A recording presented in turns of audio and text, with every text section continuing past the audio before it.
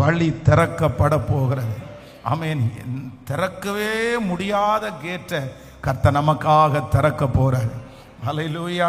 உங்களுடைய தரிசனம் நிறைவேறுவதற்கு, உங்களுடைய விருப்பம் நிறைவேறுவதற்கு ஒரு வழி திறக்க போகிறது. நீங்க என்ன மனசுல நினைச்சிட்டு இருந்தாலும் இந்த மாதம் அதற்காக கர்த்தர் ஒரு சாங்ஷன் லெட்டரை கர்த்தர் தரப்போறார். பரலோகத்துல இது இன்றைக்கு இந்த மாதம் முத்திரை போடப்படுகிறது.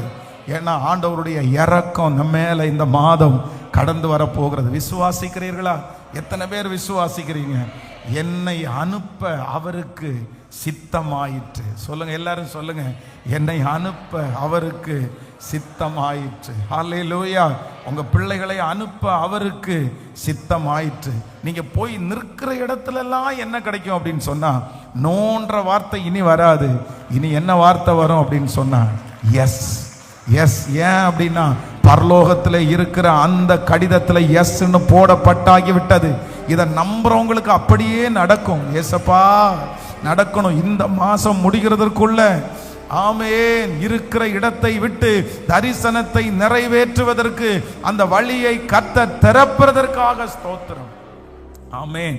நம்ப